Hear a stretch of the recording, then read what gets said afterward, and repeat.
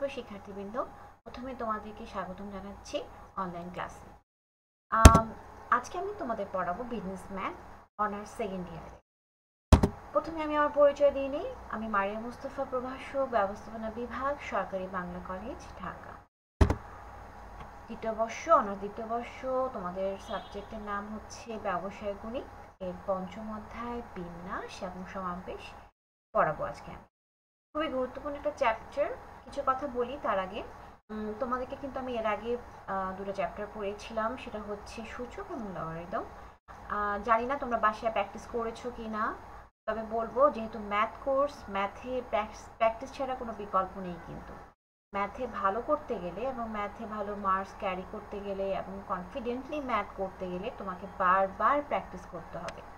Practice না করলে কিন্তু তুমি তোমার সমস্যাগুলো ফাইন্ড আউট করতে পারবে না। ঠিক আছে? তো আমার ক্লাসগুলো দেখবা। আগের ক্লাসগুলো যারা মিস করেছো তারা গ্রুপে সার্চ দিলেই পাবে।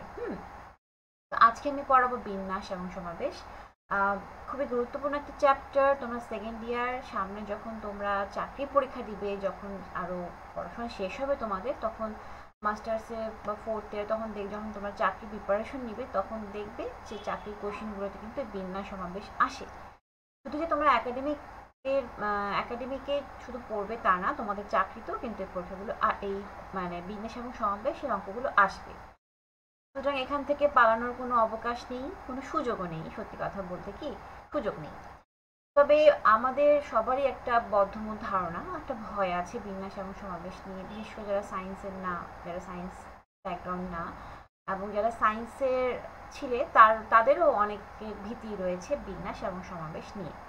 তো আজকে আমি আমার ক্লাসে চেষ্টা করব বেসিক কিছু ধারণা দেওয়ার বিন্যাস এবং সমাবেশে, যেন তোমরা ব্যাপারটা তোমার ক্লিয়ার হয়। অ্যাকচুয়ালি বিন্যাস এবং সমাবেশ খুব কঠিন কিছু নয়। চলো আমরা কনসেপ্ট, যাই হোক, বিন্যাস এবং সমাবেশের ইংরেজি নাম কি? Permutation and combination. পারমুটেশনের বাংলা হচ্ছে বিন্যাস এবং কম্বিনেশনের বাংলা হচ্ছে সমাবেশ। তো আচ্ছা, যাই হোক, আমি কি আলোচনা করছিলাম? বিন্যাস এবং সমাবেশের কিছু কনসেপ্ট তোমাদের দিই। সেটা হচ্ছে আমি আজকে ক্লাসে চেষ্টা করব যে মোটামুটি একটা বেসিক তোমাদের ধারণা দেওয়ার, যেন তোমরা এই তোমাদের ভীতিটা কেটে যায়। প্রথমে বিন্যাস এবং সমাবেশ সম্বন্ধে কিছু কথা বলি। সেটা হচ্ছে যে বিন্যাস এবং সমাবেশ হলো গণিত তত্ত্বের একটা অংশ। এর মূল কাজ কি? এর মূল কাজ হচ্ছে গোনা বা গণনা করা। তবে যেমন তেমন ভাবে গণনা করা না, কিন্তু একটু বুদ্ধিমান উপায়ে গণনা করা। ঠিক আছে? তো গুনতে তো আমরা আগে থেকেই জানতাম, তাই না? যেমন ধরো এই সেই আদিকাল থেকে, বহু আগে থেকে, সেই 43,000 বছর আগে যে হাড়গুলা আমরা পেয়েছি, দেখবা যে সেখানে সবাই টালি করে টালি দাগ রয়েছে, তারা টালি করে গোনার চেষ্টা করেছে। হ্যাঁ, তাহলে আমরা কি বলতে পারি? আমরা বহু আগে থেকে আমরা গোনার চেষ্টা করছি, তবে আমরা একটু বুদ্ধিমান উপায় এখন গোনার চেষ্টা করব। এবং দেখো একটা ব্যাপার, মানুষ এই গোনাগুনির ব্যাপারটা প্রথমেই সাধারণত আসে, মানুষ যোগ করতে শিখে প্রথমে। ঠিক আছে? যেমন ধরো, যখন তুমি আগেকার কথাই বলি, আকাশে দুটো পাখি উড়ছে, বা তুমি গাছে দুটো ফল ঝুলে আছে, বা ধরো যে তুমি একটা ফাঁকা মাঠে দুটো গাছ রয়েছে মাত্র, তো দুই, এমন কি আমরা এখন ইজিলি বলছি যে দুই তো একটা সংখ্যা, দুটা ইজিলি আমরা গুনে ফেলতে পারছি। তখনকার দিনে কিন্তু দুই খুব সহজ ব্যাপার ছিল না। তখনকার দিনে কিন্তু এই দুইয়ের ধারণা পাওয়াটা কিন্তু খুব কঠিন ছিল। তখনকার মানুষ ঠিকই করেছিল, ঠিকই ধারণা তারা করে কিন্তু আমরা এখন এই পর্যায়ে এসেছি, আমরা গণিত এখন আরো বেশি ডেভেলপ করেছি সবকিছু, তাই না? তখন থেকে কিন্তু ধারণাটা এসছে। তো দুই কিন্তু এমনিতে অ্যাবস্ট্রাক্ট জিনিস, তাই না? তখন সেই যুগে কিন্তু এই অ্যাবস্ট্রাক্ট জিনিসটা কিন্তু চিন্তা করাটা খুব ইজি ব্যাপার ছিল না। তো যাই হোক, আমি আজকে পারমুটেশন এবং কম্বিনেশন পড়াতে গিয়ে এই ঘটনাটা কেন বললাম, এই কাহিনীটা কেন বললাম, আগেকার দিনের এই আবিষ্কারের কথা কেন আসলো, এই কারণে আসলে যে পারমুটেশন এবং কম্বিনেশন আমাদের কি করতে শেখায়? পারমুটেশন এবং কম্বিনেশন আমাদের গণনা করতে শেখায়, কিন্তু একটু বুদ্ধিমান উপায়, একটু স্ট্র্যাটেজিক্যালি, একটু সহজ উপায়। যেটা আসলে অনেক কঠিন হতো, সেটা আমরা পারমুটেশন এবং কম্বিনেশনের মাধ্যমে খুব ইজিলি বের করে ফেলতে পারবো। ঠিক আছে? তো চলো আমরা এর ভিতরে যাই, কি আছে। পারমুটেশন অর্থাৎ হচ্ছে বিন্যাস। বিন্যাস ওয়ার্ডটা শুনলেই বুঝতে পারছো যে একটা গোছানোর ব্যাপার আছে, একটা মানে বিন্যস্ত করার একটা ব্যাপার চলে আসে। হ্যাঁ, তো এখানে তোমাদের বইয়ের সংজ্ঞাটা আমি দিয়েছি, দেখো লেখা আছে, the number of arrangement made out of a given set of objects by taking some or all of them at a time are called permutations of the objects. For example, আচ্ছা এটা বাংলাটা বলি তাহলে তোমাদের ইজি হবে। তোমাদের বইয়ে কিন্তু বাংলা এবং ইংরেজি দুটোই কিন্তু রয়েছে, ঠিক আছে? তো আমরা বাংলাটা দেখি, বাংলায় কি বলেছে, বাংলা কি হয় কথাটা বলছে যে বিভিন্ন বস্তু বা জিনিসের মধ্যে থেকে কয়েকটি অথবা সবগুলিকে প্রত্যেকবার নিয়ে সম্ভাব্য যত রকমের সাজানো যায় এই সাজানো বা অ্যারেঞ্জমেন্টের প্রত্যেকটিকে এক একটি বিন্যাস বা পারমুটেশন বলে। এখানে এক্সাম্পল দিয়েছে, for example let P Q R are 3 different objects, the arrangements made by taking 1, 2 or all 3 of them at a time are as follows. দেখো কি আসে, if only one is taken at a time, যদি একটা নাও হয় P Q আর এর মধ্যে থেকে তাহলে 3 permutations আসে, পি কিউ and আর আসে। if 2 are taken at a time, দেখো if 2 are taken at a time then 6 permutations P Q, Q R, P R, R P, R Q, Q P চলে আসে। on the other hand, if all 3 are taken at a time, যখন সব এই তিনটাকে যদি তুমি at a time নাও তাহলে 6 permutations আসে, অর্থাৎ পি কিউ আর, কিউ আর পি, আর P Q, P R P, Q P R, আর কিউ পি। তো দেখো যখন আমরা একটা নিচ্ছি তখন 3টা পারমুটেশন আসছে, যখন দুটা করে নিচ্ছি, দুটা করে নিতে হচ্ছে সেক্ষেত্রে 6টা পারমুটেশনস আসছে, এবং যখন আমরা 3টা করে নিচ্ছি তখন হচ্ছে 6টা পারমুটেশন আসছে। আচ্ছা এখানে আমরা তোমার কাছে মনে হতে পারে যে নিচ্ছি তো, সো হোয়াট এভার কি এটা মানে কেন নিব আমরা? আসলে সত্যি কথা বলতে কি বিন্যাসের কাজই হচ্ছে সুন্দরভাবে গুছিয়ে নেওয়া, অর্ডারলি নেওয়া। যেমন ধরো এখানে 6 পারমুটেশনস আছে, কিউ পি কিউ আর, তাই না? প্রথমটা হচ্ছে পি কিউ আর, তারপর হচ্ছে কিউ আর পি। এখন তিনটাই কিন্তু দেখা যাচ্ছে যে আছে কিন্তু ওলট পালট করে নিয়েছে। পি কিউ আর এবং কিউ আর পি কি একই জিনিস? নো, নেভার একই জিনিস না কিন্তু।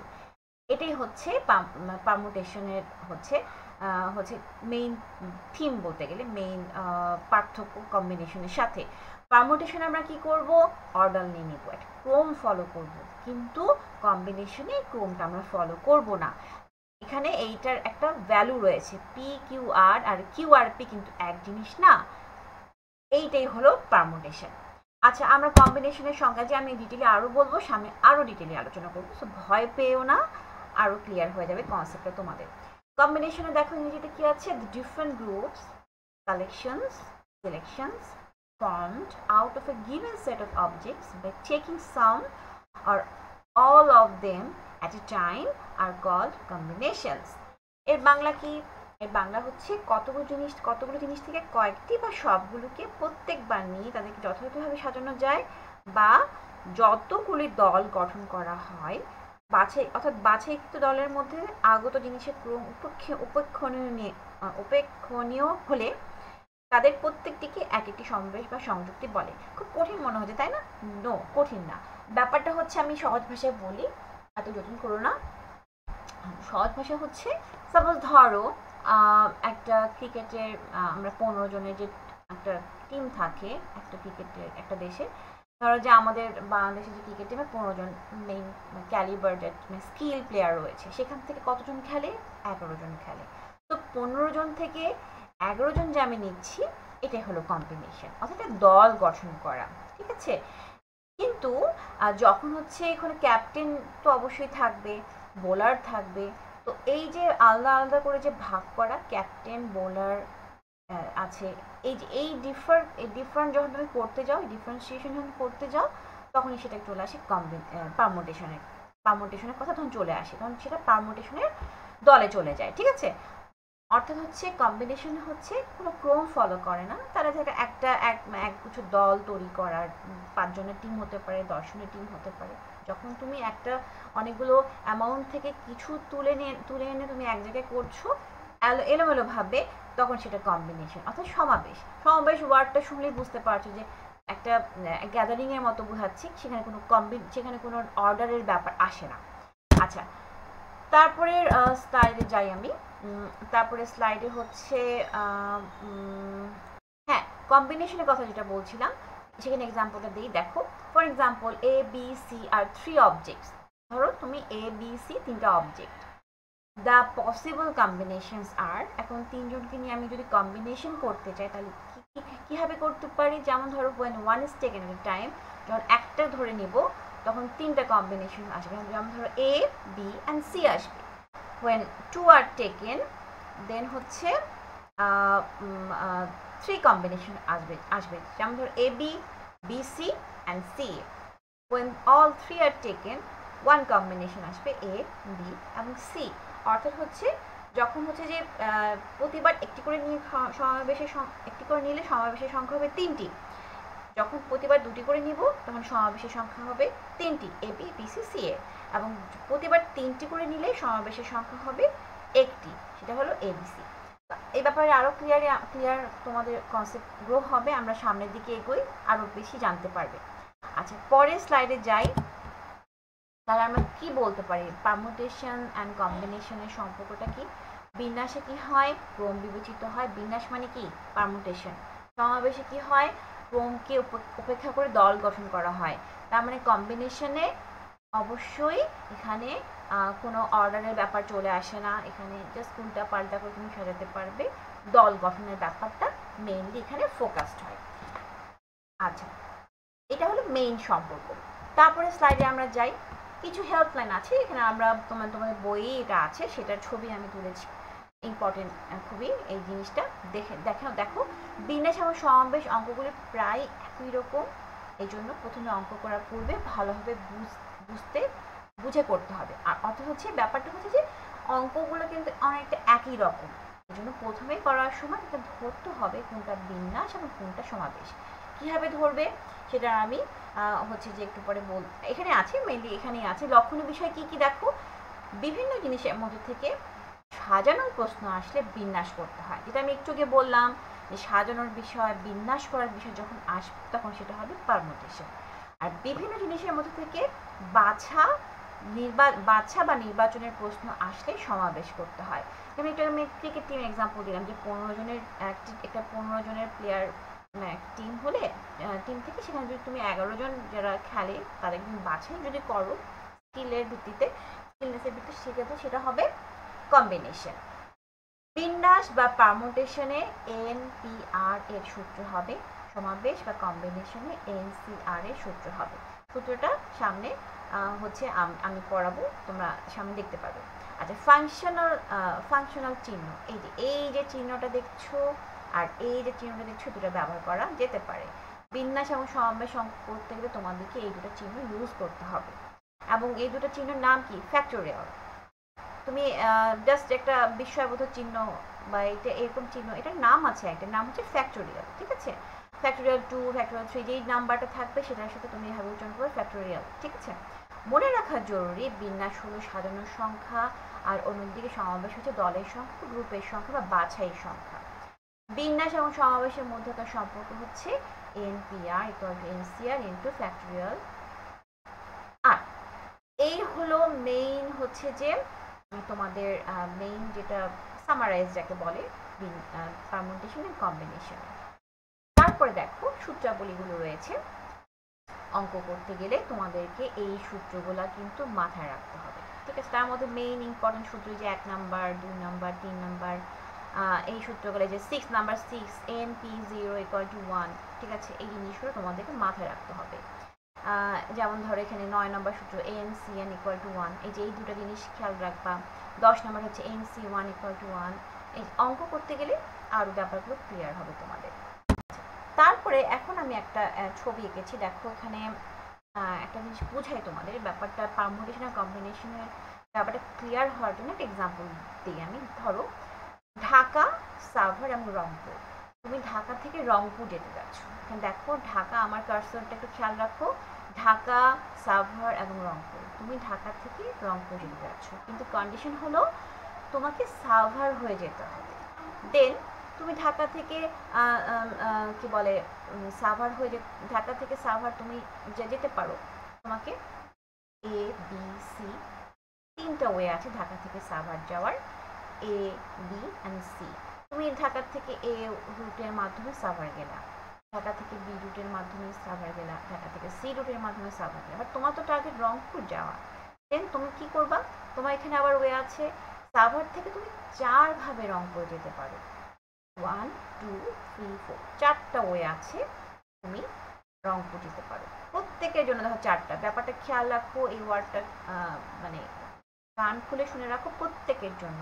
ইট মিনস দ্যাট এর জন্য 4টা পথ খোলা রয়েছে, বির জন্য 4টা পথ খোলা রয়েছে, সির জন্য 4টা পথ খোলা রয়েছে। অর্থাৎ তুমি তুমি এই পথ দিয়ে যদি যাও, তোমাকে হচ্ছে যে এই 4টা পথের অপশন রয়েছে, 4টা অপশনের মধ্যে তোমার যে কোনোটা চুজ করে তুমি রংপুর যেতে হবে। তার মানে কি তোমার 4টা অপশন তোমার জন্য রয়েছে, বির জন্য ঠিক 4টা অপশন রয়েছে, সির জন্য ঠিক 4টা অপশন রয়েছে। তোমাকে ঢাকা থেকে সাভার হয়ে দেন তোমাকে রংপুর যেতে হবে। ঢাকা থেকে তুমি 3টা রুটের মাধ্যমে সাভার যেতে পারছো, আর হচ্ছে সাভার থেকে তোমাকে 4টা রুটের মাধ্যমে 4টা রুটের মধ্যে যে কোনো একটা রুট চুজ করে তোমাকে রংপুর যেতে হবে। আচ্ছা, এটাকে আমরা কি বলতে পারি? আমি পারমুটেশন কম্বিনেশনের মতো যদি ভাবি, তাহলে হচ্ছে এখানে দেখো এর জন্য কয়টা পথ খোলা রয়েছে, বললাম না প্রত্যেকের জন্য 4টা। এর জন্য কয়টা পথ রয়েছে? A1 A2 A3 A4। B এর জন্য কয়টা পথ খোলা রয়েছে? B1 B2 B3 B4। C এর জন্য কয়টা পথ খোলা রয়েছে? C1 C2 C3 C4। অর্থাৎ হচ্ছে 1 2 3 4 4 4 4। অর্থাৎ এই 3টা রুটের জন্য, এই প্রত্যেকটা রুটের জন্য তোমার 4টা করে পথ রয়েছে। It means that 3 into 4 12। অর্থাৎ হচ্ছে 12টা উপায় তুমি ঢাকা থেকে রংপুর যেতে পারবে। যদি কোশ্চেন করা হয় তুমি ঢাকা থেকে রংপুর কতভাবে যেতে পারো, খুব সহজ উত্তর 12 উপায়ে তুমি যেতে পারো। এখন এখন এখানে কথা হতে পারে গুণ কেন হলো, আমি তো যোগ কেন করলাম না, ভাগ কেন করলাম না? গুণ এই কারণে হবে যে এই যে প্রত্যেকটার জন্য সেম 4টা পথ রয়েছে, এ এর জন্য 4টা, বি এর জন্য 4টা, সি এর জন্য 4টা, কিন্তু প্রত্যেকটার জন্য একই 4টা কমন একটা ব্যাপার, 4 কমন। তো এবং 4 পথ একই টাইপেরই, হ্যাঁ। তো এখানে প্রত্যেকটার জন্য যেহেতু 4টা অপশন রয়েছে, সেক্ষেত্রে গুণ হবে। যদি এমন যদি হতো এর জন্য 4টা অপশন, বি এর জন্য 3টা অপশন, সি এর জন্য 2টা অপশন, সেক্ষেত্রে কিন্তু গুণ হতো না। ঠিক আছে, যেহেতু প্রত্যেকটার জন্য একই 4টা অপশন রয়েছে, তো এখানে গুণ হবে। আচ্ছা, যোগ কখন হবে? এখন যদি বলা হয় যে এই যে সাভার থেকে রংপুর যাওয়ার, আরো কেউ যদি ধরো আবিষ্কার করলো যে সাভার থেকে রংপুরে আমরা, সরি ঢাকা থেকে রংপুরে আমরা আকাশ পথে যেতে পারি। ইট মিনস দ্যাট এটা সহজ একটা ওয়ে। কিন্তু তুমি সাভারের উপর দিয়ে যাচ্ছ, বাট তুমি ফ্লাইটে যাচ্ছ, তোমাকে সাভারে নামতে হচ্ছে না, তোমাকে রুট চেঞ্জ করতে হয়, এই 4টা 5টা এরকম রুট চেঞ্জ করতে হচ্ছে না। তুমি ঢাকা থেকে একদম মানে এয়ারে তুমি রংপুর যাচ্ছ, আকাশ পথে যাচ্ছ, তো এটা একটা ওয়ে। তারপর হচ্ছে তুমি নদী পথে যাচ্ছ, এটা একটা ওয়ে। আর একটা অপশন যদি কেউ আবিষ্কার করলো, হ্যাঁ আমি তো পায়ে হেঁটেও যেতে পারি, এটা যদি অ্যাপসাইড। তারপর একটা তোমাদের এক্সাম্পল দেওয়ার জন্য আমি লিখেছি আকাশ। তাহলে কয়টা পথ আসছি? আকাশ পথ, নদী পথ এবং পায়ে হেঁটে। তাহলে আমরা 3টা নতুন পথ পাচ্ছি ঢাকা থেকে রংপুর যাওয়ার। সেক্ষেত্রে যেহেতু 3টা আলাদা আলাদা পথ, সেক্ষেত্রে কিন্তু যোগ হবে, এক্ষেত্রে গুণ হবে না। তাহলে আমরা যদি বলি ঢাকা থেকে রংপুর যাওয়ার টোটাল কয়টা পথ আমরা পেলাম, এখানে পেলাম 12টা, এখানে পেলাম 3টা, তাহলে হলো 13 14 15, টোটাল 15টা উপায় আমরা ঢাকা থেকে রংপুর যেতে পারবো। ঠিক আছে, তো এই ব্যাপারগুলাই কখন হচ্ছে যোগ, কখন হচ্ছে গুণ, আমরা পারমুটেশনে এই গুণটাই বেশি করি। তো এই জন্য তারপরও এই কনসেপ্ট তোমাদের কাজে লাগবে অঙ্ক করতে গেলে, এটা আমাদের জানা দরকার। শুধু অঙ্ক মুখস্থ করলেই হবে না, অঙ্ক তোমাদের বুঝে করতে হবে। মুখস্থ তো করাই যায়, সেটা কোনো it's not a big deal, সেটা খুব কিছুতে কোনো ব্যাপার না। তুমি মুখস্থ করে খুব বেশি আগাতে পারবে না। তুমি দেখা যাচ্ছে যে পরীক্ষা হলে যদি কোনো কোয়েশ্চেন ঘুরিয়ে দেয়, তুমি কিন্তু সেটা আনসার করতে পারবে না। দেখো আরেকটা এক্সাম্পল দেই। সাপোজ ধরো তোমার এ বি সি ডি নামে ছোট ছোট 5টা ভাই বোন রয়েছে। তো ওরা দেখাচ্ছে যে এসে তোমাকে বললো যে আমরা কমিটি খেলা খেলছি, তো তুমি আমাদের পোস্ট দাও। আমাদের 3টা পোস্ট রয়েছে। একটা এখানে ধরো লিখেছি এ বি, আমি খুব সংক্ষেপে রাফলি লিখেছি, আমি এর জন্য বর্ণনা করে দিচ্ছি যেন তোমরা বুঝতে পারো স্লাইডটা। দেখো এ বি সি ডি ই, এই 5জন ধরো ব্যক্তি তোমার ছোট ভাই বোন, সাপোজ আমি এক্সাম্পল দিলাম। তারা খেলা খেলছে, তারা তোমার কাছে এসে বলছে যে ভাইয়া বা আপু আমি হচ্ছে আমরা একটা কমিটি খেলা খেলছি, সেখানে 3টা পোস্ট আছে, বিতে প্রেসিডেন্ট, বিতে ভাইস প্রেসিডেন্ট এবং এসে সেক্রেটারি। এই 3টা পোস্ট আমাদেরকে দাও। এখন তুমি চিন্তায় পড়ে গেলা যে আমি কাকে দিব কাকে দিব না, কেউ মন খারাপ করবে, কে মন খারাপ করবে বা কে যোগ্য, তোমার মাথায় হাজারো চিন্তা, তুমি কি করবে। তো এই ক্ষেত্রে আমরা কি করতে পারি, আমরা বিভিন্ন তোমাকে মাথার মধ্যে ক্যালকুলেট করতে হবে যে কত রকম ভাবে কাকে কাকে কি দিতে পারি। হ্যাঁ, সো এখানে দেখো পিতে প্রেসিডেন্ট, বিতে ভাইস, ভিপিতে ভাইস প্রেসিডেন্ট আমি সংক্ষিপ্ত লিখেছি, আমি এসে সেক্রেটারি। তুমি এটা বিভিন্নভাবে দিতে পারো, যেমন ধরো এ প্রথমে তুমি এভাবে ভাগ করতে পারো যে তুমি এ বি, এ কে দিলা প্রেসিডেন্টের পদ, বি কে দিলা ভাইস প্রেসিডেন্টের পদ, সি কে দিলা সেক্রেটারির পদ, এ কে দিলা প্রেসিডেন্টের পদ, সি কে দিলা ভাইস প্রেসিডেন্টের পদ বা বি কে দিলা সেক্রেটারির পদ। আচ্ছা আমি যেটা আর একটু বলি, তো এখানে আমি তুমি এভাবে ভাগ বিন্যাস করতে পারো এ B C, A B D. আমি কিন্তু ক্রম ওয়াইজ বলেছি, এ মানে হচ্ছে প্রেসিডেন্ট, বি মানে ভাইস প্রেসিডেন্ট, সি মানে সেক্রেটারি। সেভাবেই সেই ক্রম অনুযায়ী তোমরা নিজেরা ধরে নাও। এ বি ডি, একে করলাম প্রেসিডেন্ট, বি কে করলাম ভাইস প্রেসিডেন্ট, ডি কে করলাম সেক্রেটারি। ঠিক সেরকম এ বি ই আমরা এখন আবার এই তিন ভাবে করতে পারি। একে সামনে রেখে আমরা আরও দেখো যে প্রথমে এ বি সি করলাম, এখন এরপরে সি কে দিয়ে আমরা সাজাই, দেখো A C B, A C D, A C E, তারপর এ ডি বি, ডি কে সামনে নিয়ে আসলাম, A D C, A D E. এভাবে আমরা অনেক রকম ভাবে করতে পারি, ঠিক আছে। আবার বি কেও সামনে এনে আমরা আরও অনেক রকম ভাবে করতে পারি, ঠিক আছে। বি কে সামনে এনে আবার ঠিক এভাবেই সাজানো যায়, সি কে সামনে এনে আবার এভাবে সাজানো যায়। আবার ই কেও তুমি প্রেসিডেন্ট বানায় তুমি এভাবে আরও অনেক রকম ভাবে করতে পারো। তারপরে ডি কে সামনে এনেও তুমি হচ্ছে যে অনেক রকমভাবে করতে পারো। তো এটা ঝামেলা না অনেক, তোমাকে তো কত রকম ভাবে করতে পারো, তুমি জিজ্ঞেস করা হয় তুমি মাথা তোমার খারাপ হয়ে যাবে, তুমি সংক্ষেপে কীভাবে বের করবা, তুমি কীভাবে কাউন্ট করে করে করে করে করবা, এটা তো অনেক সময় সাপেক্ষ এবং অনেক কঠিন ব্যাপার। তো এইটাকে সহজ করাই হচ্ছে পারমুটেশন এবং কম্বিনেশনের কাজ। ধরো যে পিকে সাপোজ আমি প্রেসিডেন্ট পদে আমি এ বি সি ডি এই 5জনকে যদি আমি নির্বাচন করতে, 5জনকে যদি ভাবি যে রাখবো, সেক্ষেত্রে সাপোজ ধরো যে আমি ধরো যে যেমন ধরো একে যদি প্রেসিডেন্ট করি, তাহলে ভাইস প্রেসিডেন্টের পদের জন্য কারা কারা প্রার্থী থাকছে, 1 2 এই 4জন, বি সি ডি ই। ঠিক সেরকম হচ্ছে যে বিকে যদি প্রেসিডেন্ট করি এই 5জনের মধ্যে, হ্যাঁ, তাহলে হচ্ছে যে ভাইস প্রেসিডেন্ট পদের জন্য কতজন পদপ্রার্থী থাকছে, ঠিক সেরকম এ সি ডি ই। ঠিক সেরকম একই ব্যাপার সবার জন্য, কিন্তু তুমি যদি এদের যে কোনো একজনকে যদি তুমি প্রেসিডেন্ট পদে রাখো, দেন হচ্ছে বাকিদের জন্য হচ্ছে যে ভাইস প্রেসিডেন্ট পদের জন্য অপশন থাকছে 4টা। ঠিক সেরকম আবার একটা দেখো যে এ বি কে যদি হচ্ছে যে তোমরা একে তুমি ধরো যে প্রেসিডেন্ট করলা, বি কে ধরো ভাইস প্রেসিডেন্ট করলা, দেন সেক্রেটারি পদের জন্য কয়টা অপশন, কতজন পদপ্রার্থী থাকছে, সি ডি ই। ঠিক সেরকম এ সি এ বির ক্ষেত্রেও কিন্তু সে 3টা থাকছে, এখানে থাকছে 4টা, এখানে থাকছে 3টা। দেখো এই যে এই ব্যাপারগুলো কিন্তু মাথার মধ্যে তোমাদের রাখতে হবে। দেখো এই জিনিসগুলো খুব ইন্টারেস্টিং। তো এই ব্যাপারগুলো বের করার জন্য আমাদেরকে পারমুটেশন এন্ড কম্বিনেশনের অঙ্কগুলো করতে হবে। আচ্ছা, ফান্ডামেন্টাল প্রিন্সিপাল অফ পারমুটেশন, যে মেইন প্রিন্সিপাল সেটা হচ্ছে যে কতগুলো জিনিস থেকে কয়েকটি বা সব কটিকে প্রতিবার নিয়ে সম্ভব যতভাবে সাজানো সম্ভব তার প্রত্যেকটিকেই এক একটি বিন্যাস বলে। এটা আমি একটু আগে বললাম, এটা তোমাদের বইয়ের কপি, কিন্তু বইয়ের ছবি। হ্যাঁ, যে মেইন যে ফান্ডামেন্টাল প্রিন্সিপাল অফ পারমুটেশন কি, সেটা হচ্ছে কতগুলো জিনিস থেকে কয়েকটি বা সবকটিকে প্রতিবার নিয়ে সম্ভাব্য যতভাবে সাজানো সম্ভব তার প্রত্যেকটিকে কিন্তু এক একটি বিন্যাস বলা হয়। মূলত সম্ভাব্য সব ধরনের বিন্যাসের সংখ্যা নির্ণয় যদি এ সংখ্যক উপায়ে সম্পন্ন হতে পারে এমন একটি কাজ এর যে কোনো একটি উপায়ে সম্পন্ন হবার পর দ্বিতীয় একটি কাজ বি সংখ্যক উপায়ে সম্পন্ন হয়, তবে দুটি কাজ একত্রে এ ইন্টু বি সংখ্যক উপায়ে সম্পন্ন হবে। আবার এই দুটি কাজ এ ইন্টু বি সংখ্যক উপায়ে যে কোনো একটি উপায়ে সম্পন্ন হবার পর তৃতীয় একটি কাজ যদি এফ সংখ্যক উপায়ে সম্পন্ন হয়, তবে 3টি কাজ একত্রে মোট এ ইন্টু বি ইন্টু এফ সংখ্যক উপায় সম্পন্ন হবে। এই নীতিটি শুধুমাত্র বিন্যাস বা পারমুটেশনের ক্ষেত্রে প্রযোজ্য।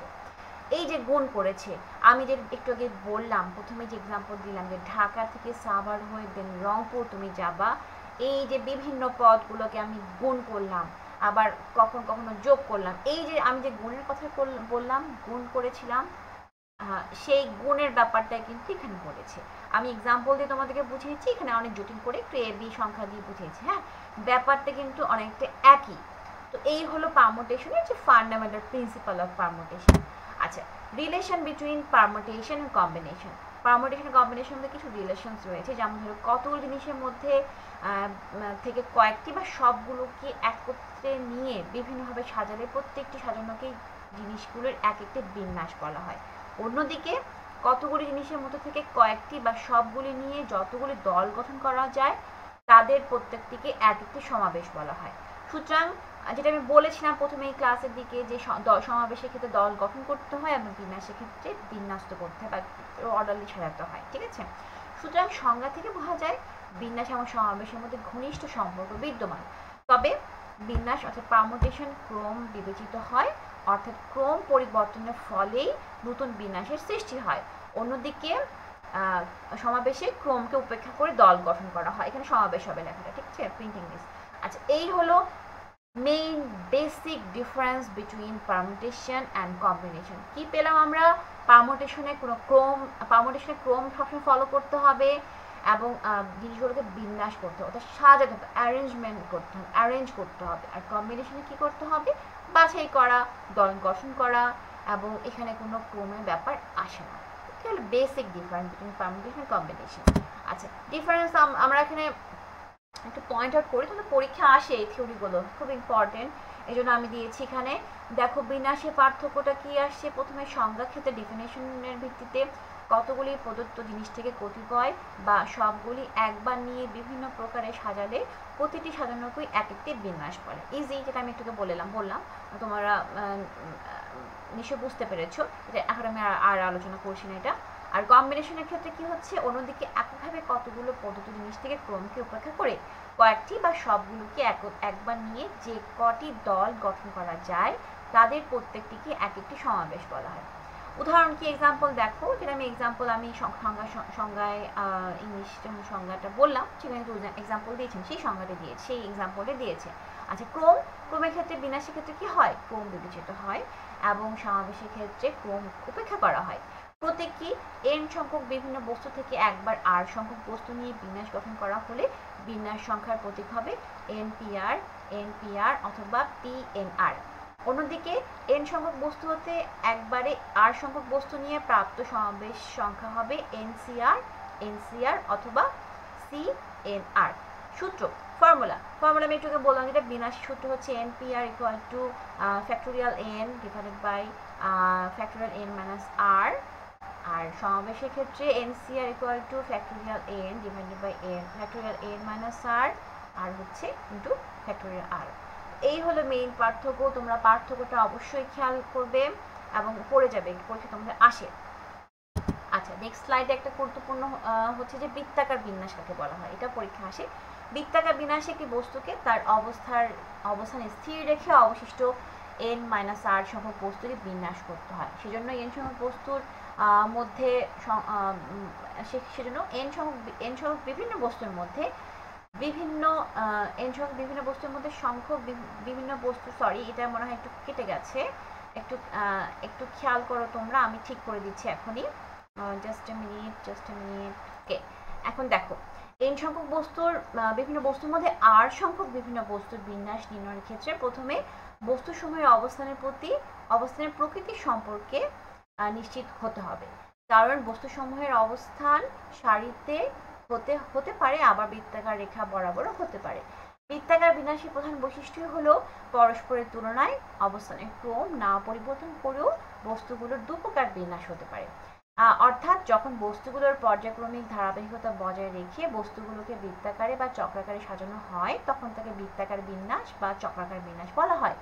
যেহেতু ওইগুলো পর্যায়ক্রমিকভাবে থাকে, তাই প্রত্যেকটি বস্তু যদি পরবর্তী স্থান দখল করে তাহলে নতুন করে কোনো বিন্যাস তৈরি হয় না। তো এই হলো চক্রাকার বিন্যাস। আমরা অঙ্ক করতে গেলে আরো ক্লিয়ার হবে ব্যাপারটা তোমাদের, তবে আমি স্লাইডটা এখানে রেখেছি, তোমাদের কিন্তু পরীক্ষায় সংজ্ঞাটা আসে। চলো নেক্সট স্লাইডে যাই। ক্রামস ফ্যাক্টোরিয়াল নোটেশন, এটা খুব গুরুত্বপূর্ণ। 1 থেকে n পর্যন্ত স্বাভাবিক সংখ্যার গুণফলই হলো ফ্যাক্টোরিয়াল বা গৌণিক। ফ্যাক্টোরিয়ালকে যেটা আমি প্রথমে বললাম এই চিহ্ন দ্বারা প্রকাশ করা হয়। ফ্যাক্টোরিয়াল বা স্বাভাবিক সংখ্যা গুণফলকে যে n ফ্যাক্টোরিয়াল বা n ফ্যাক্টোরিয়াল দ্বারা প্রকাশ করা হয়। এখানে এই যে একটা এখানে একটা সূত্রের মতো দিয়েছে, এটা তোমরা খেয়াল রাখবে, ঠিক আছে? অঙ্ক করার সময় আরো ডিটেইলি পাবে, তখন আরো বেশি ডিটেইল আলোচনা করবো আমি। আচ্ছা, অঙ্কে আসি আমরা। অঙ্কে একটা অঙ্ক দেখো, এখানে প্রথমে বলে রাখি কিছু কথা, যে অঙ্ক করার সময় কিছু ট্রিক্স আছে। যেমন ধরো যে আমি তোমাদেরকে তখন বলেছিলাম যে কিছু জিনিস মেনে চলতে হবে বিন্যাসের ক্ষেত্রে, যে কি হয় সাজানো বিন্যাস বা শব্দ গঠন এরকম হলে এটাকে বলা হয় পারমুটেশন, ঠিক আছে? সাজানো বিন্যাস বা শব্দ গঠন এই টাইপের বিষয়গুলো আসলে সেটাকে বলা হবে পারমুটেশন। এবং হচ্ছে যখন এই শব্দগুলো থাকবে না তখন তাকে আমরা বলবো কম্বিনেশন, ঠিক আছে? তো আরেকটা ব্যাপার আছে, যখন সংখ্যা তৈরি করা যায়, কতভাবে অ্যারেঞ্জ করা যায়, এই জিনিসগুলো যখন বোঝাবে তখন তাকে বলা হবে পারমুটেশন। আচ্ছা, এটা একটা কোশ্চেন, একটা অঙ্ক এক্সাম্পল দিচ্ছি। অ্যাম্বিশন শব্দটিকে কতভাবে সাজানো যায়। এখানে মোট লেটার আছে কয়টি? 8টি। এর মধ্যে আই আছে 2টি। ব্যাপারটা খেয়াল করো, এখানে মোট লেটার আছে কয়টি? 8টি। এর মধ্যে আই আছে 2টি। তাহলে বিন্যাস কিভাবে আমরা করতে পারবো? আমাদেরকে কোশ্চেন আছে সাজানো যায়। দেখো, অ্যাম্বিশন শব্দটিকে কতভাবে সাজানো যায়। কোশ্চেনে লেখা আছে সাজানো যায়, ইট মিনস দ্যাট তোমাকে এটা বিন্যাস করতে হবে। তুমি কিন্তু এটা প্রথমেই ধরে ফেলে, ইটস এ ট্রিক্স। ধরে ফেলে এটা কিসের অঙ্ক? কম্বিনেশনের অঙ্ক না পারমুটেশনের অঙ্ক? এটা হচ্ছে পারমুটেশনের অঙ্ক। তো আমরা অঙ্ক কিভাবে করবো দেখো, বিন্যাস করা যায়। তোমরা এই চিহ্নটাও দিতে পারো, তোমরা এই চিহ্ন ইউজ করতে পারো, অথবা তোমরা এই ফ্যাক্টোরিয়াল এই চিহ্নগুলো ইউজ করতে পারো। হয় এই চিহ্ন ইউজ করবা, না হয় এই চিহ্ন ইউজ করবা। তো আমি দুটোই দিয়েছি তোমাদের বোঝানোর জন্য। 8 ফ্যাক্টোরিয়াল ডিভাইডেড বাই 2। 2 কেন দিচ্ছি আমরা? কারণ যখনই দেখবা যে জিনিসগুলো কমন একদম হচ্ছে যে ডাবল করে থাকে বা ট্রিপল করে থাকে বা চারটা করে যদি থাকে, সেক্ষেত্রে সেই জিনিস তোমাকে ভাগ করতে হবে। ক্লিয়ার? চোখ বন্ধ করে ভাগ করবা। সেটা কেন ভাগ করবো? এখন মনে হতে পারে কেন ভাগ করব। যখনই তোমার দেখবা যে যেমন আমরা যখন কিছু বিন্যাস করি, যেমন এ বি সি, এটা কেন কয়ভাবে ভাগ করতে পারি? এ বি সি কেন এভাবে বিন্যাস করতে, বি এ সি বা সি বি এ করতে পারি না? যখনই এ ডাবল থাকবে তখন, বা যখনই বি ডাবল থাকবে তখন তুমি এভাবে সাজাতে পারবে না, তখন কি করতে হবে? কমাতে হবে। একটা এক্সাম্পল দিই, যেমন ধরো তোমার যদি বলা হয় 30 জনের একটা অফিসে 30 জন এমপ্লয়ি রয়েছে, এখন করোনাকালীন সময় বাজেট কাটিং করতে হবে। দেন তোমার যদি বস বলে যে 30 জন থেকে প্রতি 5 জনে আমি একজন এমপ্লয়িকে রাখবো, ঠিক আছে? তাহলে কতজন এমপ্লয়ি হচ্ছে? 5 6 30, ঠিক আছে? 30কে 5 দিয়ে ভাগ করতে হবে তোমাকে, কারণ তোমাকে প্রতি 5 জনে একজন এমপ্লয়ি বস চেয়েছে। কারণ তার কস্ট মিনিমাইজ করতে হবে, তার বাজেট সে বেতন দিতে পারছে না, সেক্ষেত্রে তাকে কি করতে হবে? কমাতে হবে। সেক্ষেত্রে 30 ডিভাইডেড বাই 5, 5 6 30, 6 জন, তাহলে অ্যান্সার হচ্ছে 6, ঠিক আছে? ঠিক ব্যাপারটা এরকমই, তুমি সাজাতে পারবে না বিধায় তোমাকে কমাতে হবে। এই জন্য যেহেতু ডাবল আছে আই 2টা, সুতরাং আইকে আমরা 2, এই 2কে 2 দিয়ে ভাগ করতে হবে। এবং দেখো 8 7 6 5 4 3 2, যখনই হচ্ছে যে পারমুটেশনের অঙ্ক হবে তখন তোমাকে এইভাবে করতে হবে। এখানে দেখো এর মাইনাস 8 থেকে এরকম মানে মাইনাস হতে থাকবে। মাইনাস আসলে কথাটা ভুল হচ্ছে। এর 8 এর পরে 7 6 5 4 এবং 1 পর্যন্ত চলে যাবে, ঠিক আছে? তুমি 9 যেতে পারবে না, তোমাকে 1 পর্যন্ত যেতে হবে। 2 এর ব্যাপারটা ঠিক সেরকম, 2 × 1 ক্যালকুলেট করলে কত হয়? 20,160 ভাবে, ঠিক আছে? তো আমরা অ্যাম্বিশন শব্দটাকে এতভাবে বের করতে মানে ক্যালকুলেট করতে পারবো, বা সাজাতে পারবো, ঠিক আছে? এটা তুমি এমনি করতে পারতা, এমনি করতে পারতাম, তোমাকে এই সূত্র ফলো করার কারণে কিন্তু তুমি ইজিলি বের করতে পারলাম। আচ্ছা, আরেকটা অঙ্ক দেখো, 2 3 5 7 8। অঙ্কগুলির দ্বারা প্রত্যেকবার 3টি করে নিয়ে কতগুলি সংখ্যা তৈরি করা যায়? এখানে 5টি ডিজিট রয়েছে, দেখতে পাচ্ছ। সংখ্যা তৈরি করা বা গঠন করা যাবে কিভাবে? এই যে 5, 5টা থেকে আমরা যদি প্রত্যেকবার 3টি করে নিয়ে কতগুলি সংখ্যা তৈরি করা যাবে? 5 3 3। এক্ষেত্রে আমরা যেহেতু 3 আছে, তার মানে আমরা 3 পর্যন্ত গুণ করতে পারবো, মানে 3 বার গুণ করতে পারবো। এর হচ্ছে 5 4 3, যদি 2 থাকতো তাহলে 5 × 4 পর্যন্ত থাকতো, ঠিক আছে? তো এই যে 60টি উপায়ে আমরা সংখ্যা তৈরি করতে পারবো। এই অঙ্কগুলো কিন্তু বিভিন্ন এক্সাম্পল থেকে, আমি তোমাদের বই অঙ্কগুলো রয়েছে, তোমার অঙ্কগুলোর সাথে এরকম আসে, এই জন্য আমি এক্সাম্পলগুলো দিয়েছি। আচ্ছা, এটা দেখো কীভাবে ক্যালকুলেট করতে হয়, এই জন্য আমি দিয়েছি 6p2। এর মানে কি 2 বার গুণ করতে হবে 6 into 5 into 30, sorry equal to 30। 7p4 এর মানে কি 4 বার গুণ করতে হবে 7 6 5 4। 6p3 মানে 3 বার, 8p3 মানে 3 বার, 9p2 মানে 2 বার। ঠিক আছে, 2 বার গুণ করতে হবে, তুমি 3 বার করতে পারবে না। আবার 10 ইন্টু 9 লিখতে পারবে না, তোমাকে 9 থেকে শুরু করতে হবে, এখানে 8 থেকে শুরু করতে হবে, 6 থেকে শুরু করতে হবে। এই হলো গুণ করার নিয়ম। আচ্ছা, তারপরে দেখো আরো এক্সাম্পল রয়েছে। যেমন ক্যাপাসিটি এখানে আর আচ্ছা, এই অঙ্কগুলো কিন্তু পরীক্ষা আসে, খুব ইম্পর্টেন্ট, কঠিন না, খুব সহজ। দেখো ক্যাপাসিটি এখানে ভাওয়েল আছে 3টি, 2টি এ আছে, একটি আই আছে। স্বরবর্ণগুলোকে একত্রে রেখে কতভাবে সাজানো যায়, আমি জাস্ট রাফলি অঙ্কগুলো মানে এক্সাম্পল দিয়েছি, বইয়ে তোমরা আরো সুন্দর ভাষায় পাবে। বেসিক জিনিসটা এটাই যে ক্যাপাসিটির একটা ওয়ার্ড এখানে বলেছে, ভাওয়েল আছে 3টি ভাওয়েল কি কি, এই আই ও ইউ, তাই না? ভাওয়েল এইগুলো এ আছে, আই আছে, তারপরে হচ্ছে সরি এ দুইটা আছে, আই আছে, কয়টা হলো তিনটা ভাওয়েল আছে। এখানে এ হচ্ছে দুটা, আই হচ্ছে একটি, সো 3টা। স্বরবর্ণগুলোকে একত্রে রেখে কতভাবে সাজানো যায়, দেখো যখন বলবে যে এই স্বরবর্ণগুলোকে একত্রে রেখে কতভাবে সাজানো যায়, সেক্ষেত্রে তুমি কি করবা? সেক্ষেত্রে তোমাকে যেটা করতে হবে, এ আই এটা তোমাকে এক ধরতে হবে, আর C C P T Y তোমাকে প্রথমে ভাওয়েলগুলোকে আলাদা করে সেটাকে একটা পোটলা বাঁধিয়ে দিতে হবে। ঠিক আছে, তাদেরকে বলো যে ঠিক তোমরা একসঙ্গে থাকো, তোমরা এক দল, তোমরা আলাদা টিম। ঠিক আছে, তাদেরকে এক দলে রাখতে হবে, তাদেরকে এক হিসেবে কাউন্ট করতে হবে। এবং বাকি পাঁচজন তারা আলাদা টিম না, তারা 5জন ইন্ডিভিজুয়াল 5 হিসেবে কাউন্ট হবে। ঠিক আছে, কিন্তু এরা এক, বুঝছো? ঠিক আছে, তাহলে কত হচ্ছে, একে যদি এক ধরি, এদেরকে যদি ইন্ডিভিজুয়ালি ধরি, তাহলে 5 হচ্ছে, 5 প্লাস 1 ইকুয়াল টু 6, 6জন, 6টি। ঠিক আছে, এই 6টিকে আমরা যদি ফ্যাক্টোরিয়াল করি তাহলে কি হবে, ফ্যাক্টোরিয়াল 6 ডিভাইডেড বাই 2। কারণ কথা হতে পারে যে ফ্যাক্টোরিয়াল 6 এর নিচে আবার ডিভাইডেড বাই 2 কেন করলাম? 2 এই কারণে করলাম, দেখো এখানে যেহেতু নোট করে দেওয়া হচ্ছে c ইকুয়াল টু 2t, অর্থাৎ 2টা যে সি রয়েছে, তোমাকে আমি বলেছিলাম এর আগে, যখন ডাবল কিছু থাকবে তখন তোমাকে সেটাকে কমাতে হবে, সেটাকে ডিভাইড করতে হবে। তো এখানে যেহেতু 2টা সি রয়েছে, সো এটাকে 2 দিয়ে ভাগ করতে হবে, তাহলে হচ্ছে ফ্যাক্টোরিয়াল 6 ডিভাইডেড বাই ফ্যাক্টোরিয়াল 2। আচ্ছা, এখন তো এটার কাজ হলো, কিন্তু ভাওয়েলগুলোকে কি করবো, ওদেরকে তুমি যে টিম করলা, ওদেরকে কতভাবে সাজানো যায়? আমরা তো এই যে এদেরকে সাজাতে পারলাম এতভাবে। ঠিক আছে, এখন ভাওয়েলগুলোকেও তো ওরা যদি বেঁকে বসে না, আমরাও বিভিন্নভাবে বিন্যাসিত হব, আমরাও সাজবো, আমাদেরকেও ক্রম করো, আমাদেরকেও কত রকমভাবে সাজানো যায় আমরাও জানতে চাই। সেক্ষেত্রে তুমি কি করবা? সেক্ষেত্রে তোমাকেও তাদেরকে সাজাতে হবে। সেক্ষেত্রে কি করতে পারি আমরা, দেখো এই যে এটা এখানে লেখা আছে ভাওয়েলগুলোকে একত্রে রেখে সাজাতে হবে।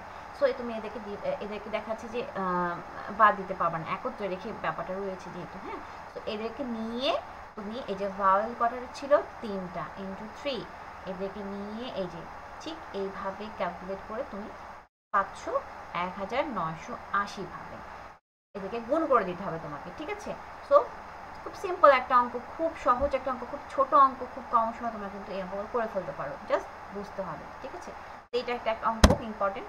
আরেকটা এক্সাম্পল দেখো, 7 জন পুরুষ এবং 5 জন মহিলা থেকে 7 জনের একটি কমিটি কতভাবে গঠন করা যায়? 7 জন পুরুষ এবং 5 জন মহিলা, তাহলে কতজন হচ্ছে? 12 জন। এটাকে আমরা কি লিখতে পারি, 12c7 ইকুয়াল টু হচ্ছে 12c। আচ্ছা, একটা মজার ব্যাপার, যখনই দেখবা যে বড় সংখ্যা 7 12, তখন কি করবা, এটা তুমি তোমরা কিন্তু এভাবে মাইনাস করে দিতে পারো, এভাবে কিন্তু করা যায়। কি করতে পারো, 12 থেকে 7 মাইনাস করলে কি হয়, 5। তাহলে একটু ইজি হয়, তোমাদের ক্যালকুলেশনটা কম, যেমন 5 বার গুণ করলে কিন্তু হবে, কিন্তু 7 বারের দিকে যেতে হবে না। যখন অনেক বড় সংখ্যা হয় তখন তোমরা এটা করতে পারো, 12 থেকে 7 মাইনাস করলে কত আসে, 5। এটাও কিন্তু ঠিক, এভাবে অঙ্কগুলো করতে পারো, তো তোমাদের জানতে হবে। হ্যাঁ, তো তাহলে আমরা 5 করে ফেললাম, তাহলে কত হচ্ছে, 12 11 10 9 8 এগুলো গুণ করে তারপর হচ্ছে নিচে হচ্ছে 5, 5 4 3 2 1, কত হচ্ছে 792 উপায়। এই হলো কমিটি এতভাবে গঠন করতে পারবা। আচ্ছা, তারপর হচ্ছে আরেকটা এক্সাম্পল দিই, 4 জন বালক এবং 6 জন বালিকা থেকে 5 জন বালক এবং 4 জন বালিকা নিয়ে কতগুলি কমিটি গঠন করা যাবে। এক্ষেত্রে যদি এরকম টাইপের অঙ্ক আসে সেক্ষেত্রে তোমরা কি করবে, 4 জন বালক এবং 6 জন বালিকা, তাহলে তোমাকে ফার্স্টে ভাগ করতে হবে। ফার্স্টে তোমাকে প্রথমে বালক এবং বালিকার ব্যাপারটা মাথায় রাখতে হবে। কিন্তু দেখো তোমরা লিখতে পারো C8 8 হচ্ছে বালক, 5ও কিন্তু বালক। তাহলে তোমাকে প্রথমে বালকদের নিয়ে কত হবে কমিটি গঠন করা যায়। যেমন ধরো এখানে তুমি লিখতে পারো 8C5 কে লিখতে পারো, দেখি তো 8 থেকে 5 মাইনাস করলে কত আসে 3, ঠিক এভাবে 56 চলে আসে। তারপর বালিকাতে দেখো 6 জন বালিকা এবং 4 জন বালিকা নিয়ে কতজন করতে পারো, এই যে 6 3 4, 6 থেকে 4 মাইনাস করলে 2 হচ্ছে, কত আসছে 15।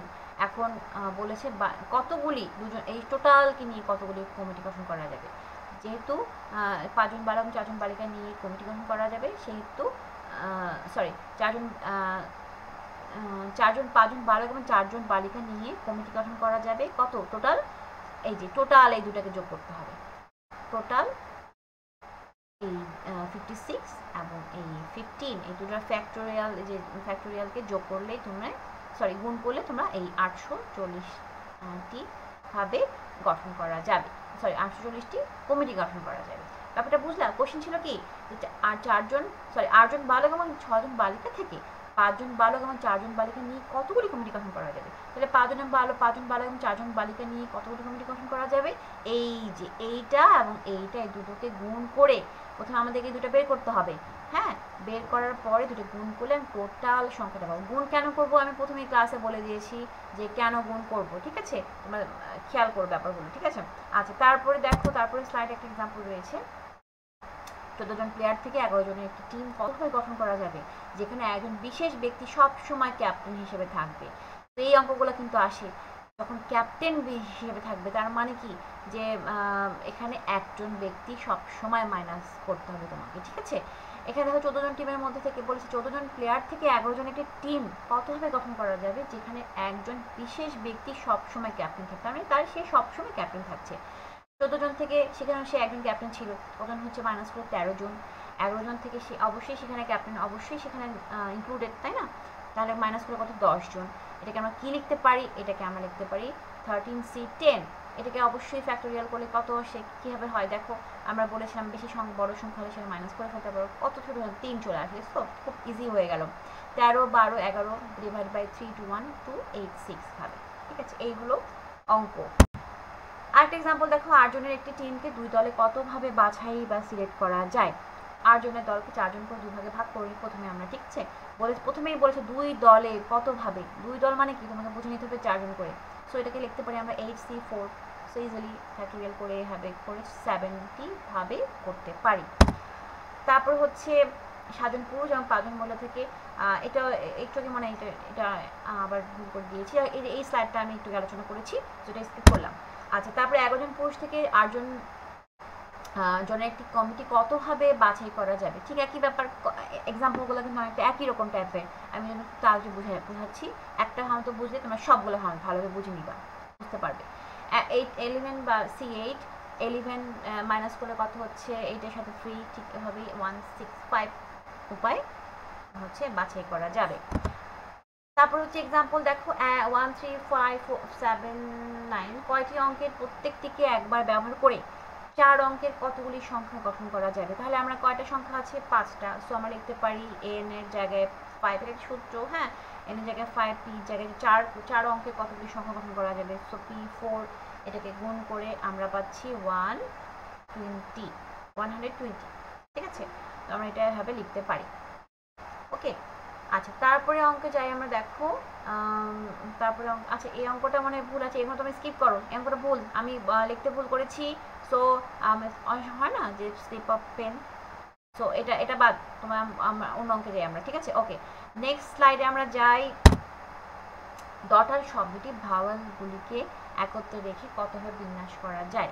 সলিউশন হচ্ছে ভাওয়াল হচ্ছে 3টি, যেটা আমি এটাকে বললাম, vowel A U E daughter, সর্বনিম্নকে একটি ধরলে মোট লেটার 6টি। আচ্ছা, আমরা সহজ কথায় যাই, ডটারের মধ্যে ভাওয়াল কটা হচ্ছে 3টি, তো এই 3টাকে আমরা এক ধরবো। প্রথমে একটা অঙ্ক করলাম না, একই ব্যাপার, একই অঙ্ক।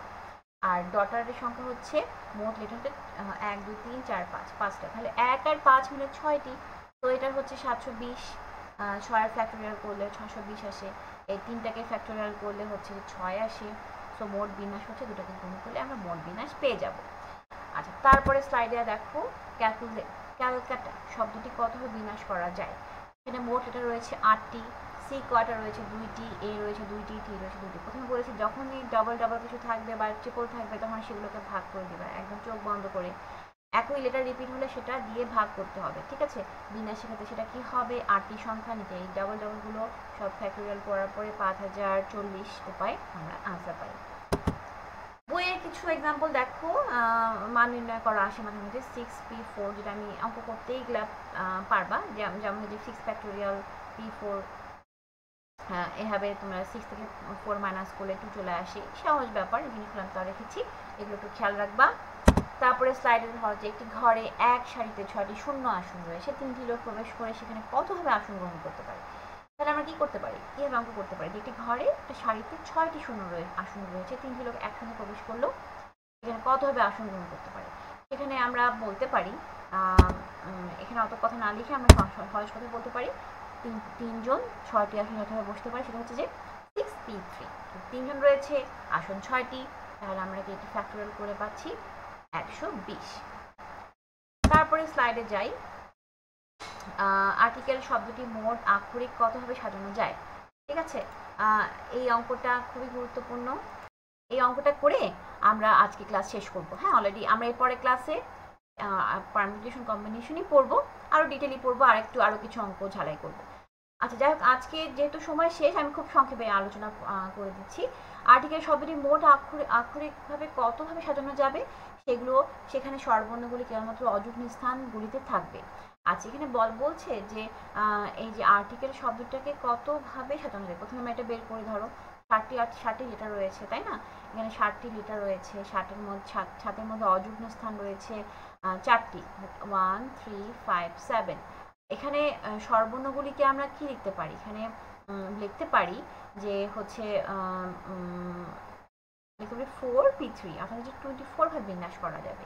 বাকি ব্যঞ্জন বর্ণগুলোকে আমরা লিখতে পারি 4p4 ইকুয়াল টু ফ্যাক্টোরিয়াল 4 24 বিন্যাস করা যাবে।